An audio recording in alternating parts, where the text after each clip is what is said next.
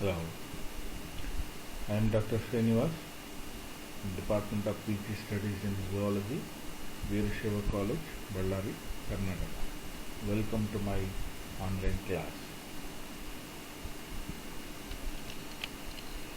Today I am going to talk about axis formation in amphibia. So, a preliminary introduction I am going to give on axis formation in amphibia. Axis of an organism.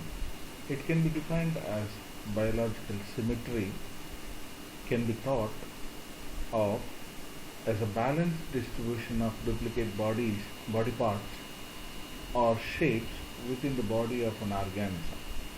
As I showed here three structures, the insect structure shows bilateral symmetry.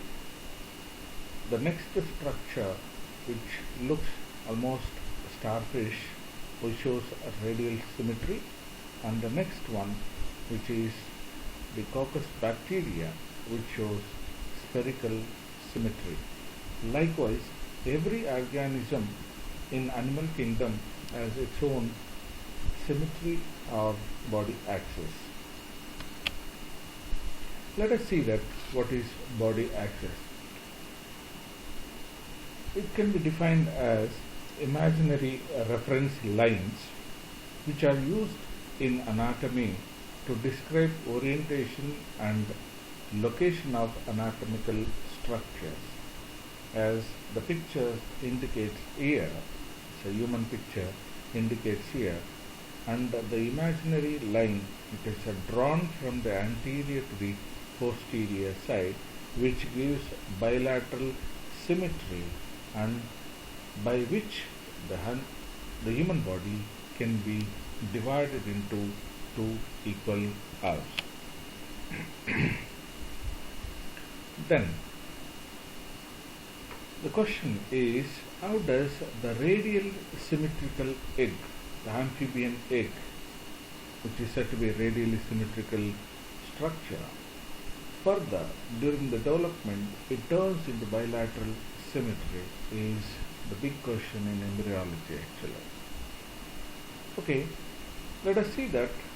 Another thing is that how the anterior part of the body and the posterior part of the body, as well as dorsal and ventral parts of the body in amphibian development embryo, how it is developed, how anterior things and posterior as well as dorsal and ventral things are formed is also another important or interesting factor during the study of embryology of amphibia. As we know that amphibians were the best choice for experimental embryology actually. The reason behind it is they have large cells.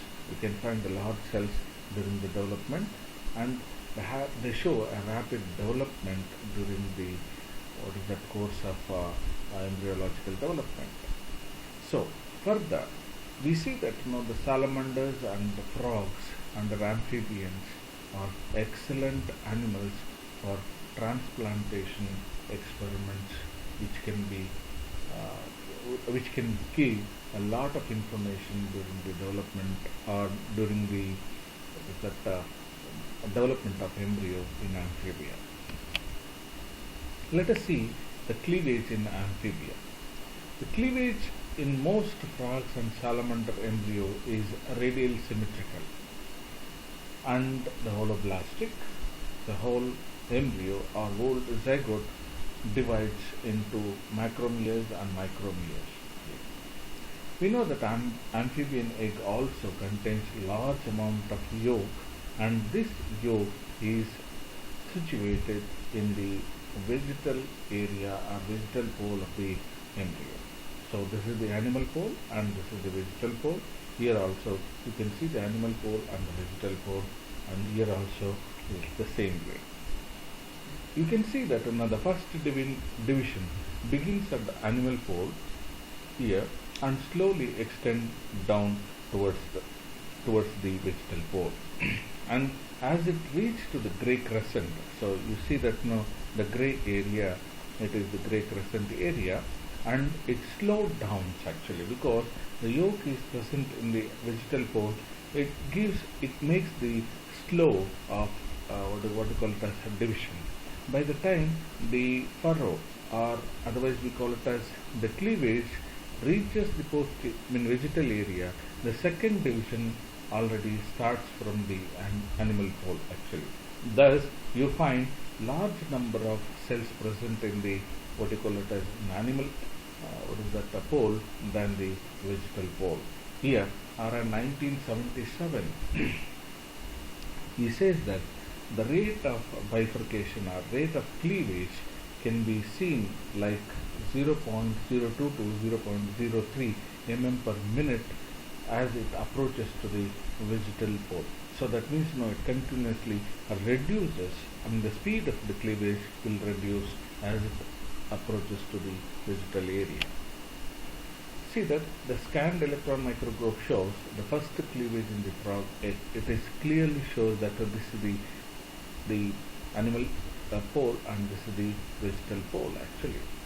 You see that this structure, you can see that the second cleavage also, as the first cleavage itself is incomplete, and by the time the cleavage reaches to the vegetal pole, the second division also starts here. So that means the animal pole is more potential to divide large number of cells during the development.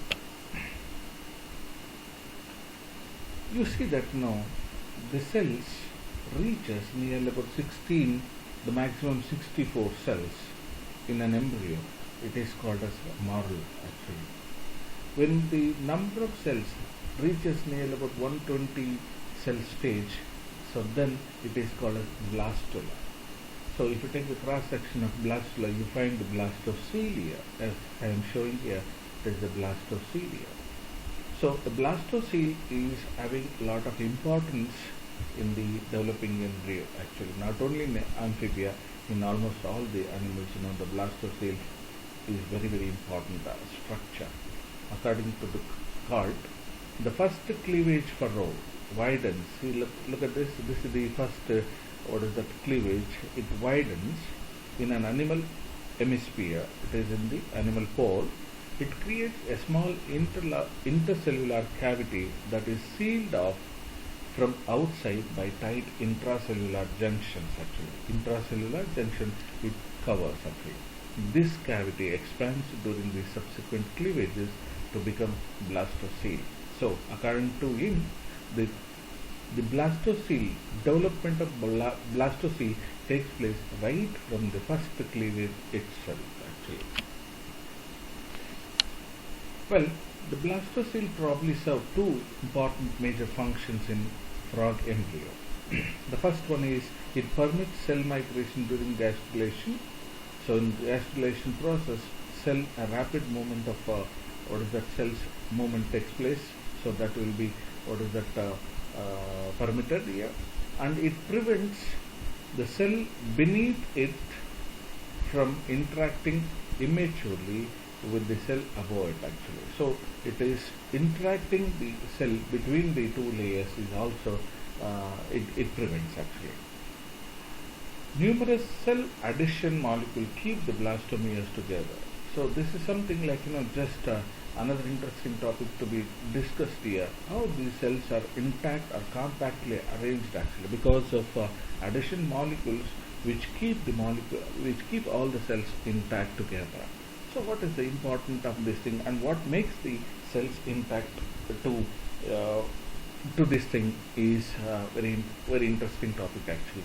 Here what we have is expression of novel cadherin, EP cadherin we call it as expression of novel cadherin make all these molecules to join together. That is very interesting thing that you can study in this thing.